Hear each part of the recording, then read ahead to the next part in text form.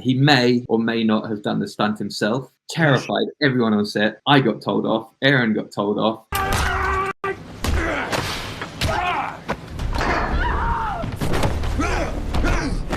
How did Chief of Station come to you? Because that looks like you didn't write that.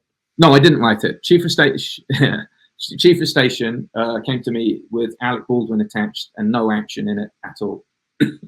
No guns in it because of rust. And we were going to shoot it on a period of that he was free for before he was subpoenaed to go to trial. Because obviously no bond is going to bond you if an actor is under, is under any kind of risk.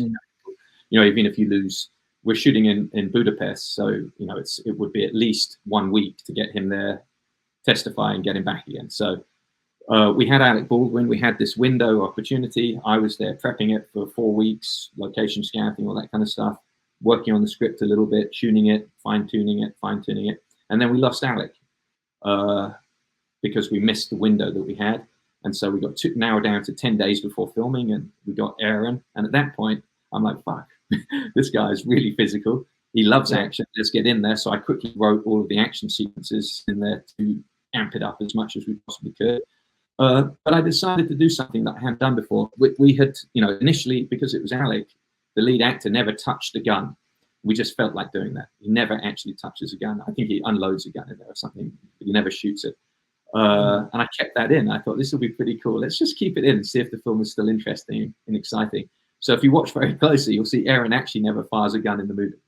He picks one up and he unloads it. He hits someone with it. He throws it. He's got one on his desk, but he never actually shoots a gun in the whole movie. Everyone, I think they went through 30,000 rounds of blanks shooting at him. But and I thought that was a rather interesting experiment for me, and I truly enjoyed it. I had a wonderful time with Aaron Eckhart. We got on like a house on fire.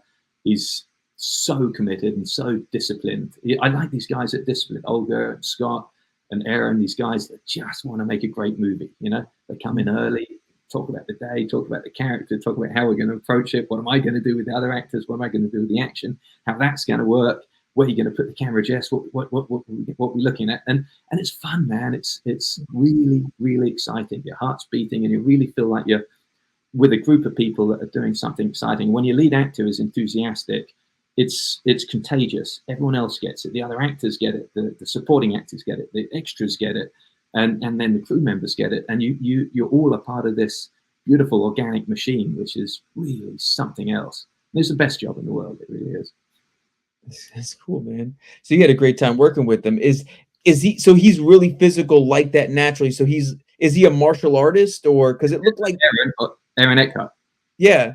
Yes, he practices jiu-jitsu. He's done it on a lot of movies.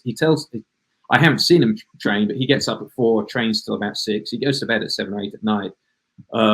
And his workout, he says, is 2 or 3 hours. It's all physical based. It's judo based. He's extraordinarily strong, very, very precise with the choreography, very precise with gun stuff, car stuff, extraordinarily good with it. He scared absolute living daylights out of me. I had the camera in the back of the car. We had this, stuntman operating all strapped in, but like a complete moron. I jumped in. I was holding the roll cage to make sure we got the shot. And Aaron, I think he might have put a little bit more gas on that one, just to scare the director. And he succeeded. I was absolutely terrified, but he was absolutely on the money. I've been with stunt drivers. I know, the heel in toe and all that kind of stuff. And it was so, really, really impressed by him, on all the way across. He comes prepared, and he'll tell you if he can't do anything as well. Really? Which is important, by the way. Did he do a lot of his own stuff? It looked like some of the...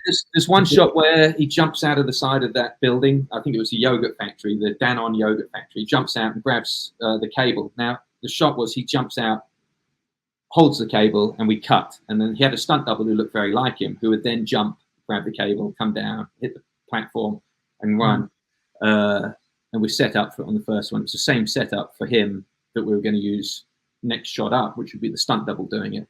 And he may or may not have done the stunt himself, which terrified everyone on set. I got told off. Aaron got told off. The producers got told off. The stunt double, Levy, is a very cool cat, but he understood that if anyone had hurt himself, it was his reputation on the line.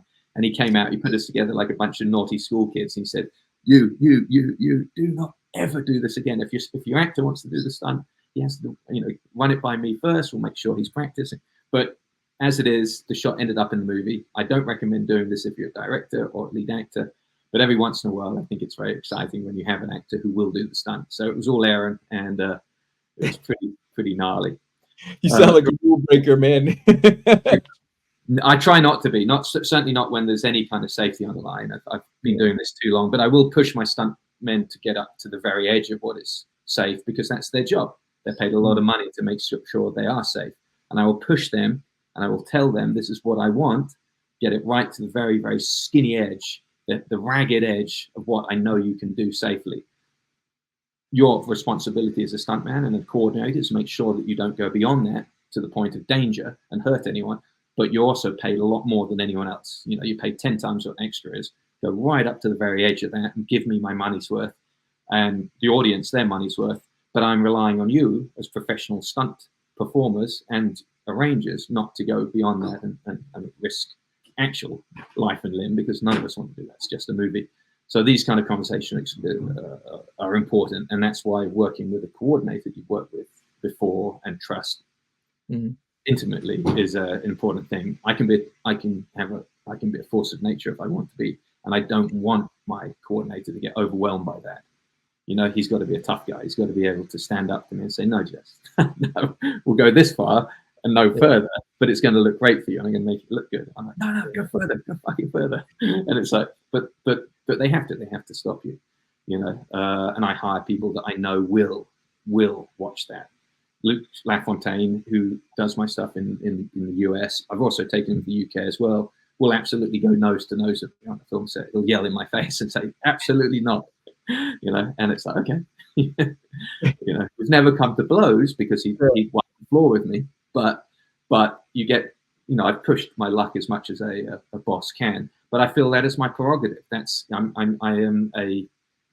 I'm a showman, and I am trying to make something that stands alone, that will be interesting, that will hold itself above. So these fight scenes will go on a little bit longer, a little bit hairier and a little bit more tricky and a little more difficult, and there will be a razor's edge between what's safe and what's not safe. And if you were a visitor on the set, you'd watch and go, oh my God, what's going on here? But you don't see the days and weeks of rehearsal up to that, the trial and error, where everyone wore huge pads and there were cones everywhere, where we did the stunt and made sure that it was safe. It was safe. It was safe. And we know we can get that safe at 40 miles an hour, no faster. You come to set and you watch that day and you put a camera on it, that truck or whatever it is comes bolting in, there's smoke coming off the tires, and it stops there, and everyone's like, oh my God, this is crazy. But you say, no, it wasn't, because this is the end result of an awful lot of sort of R&D and rehearsing and experimentation to get to that,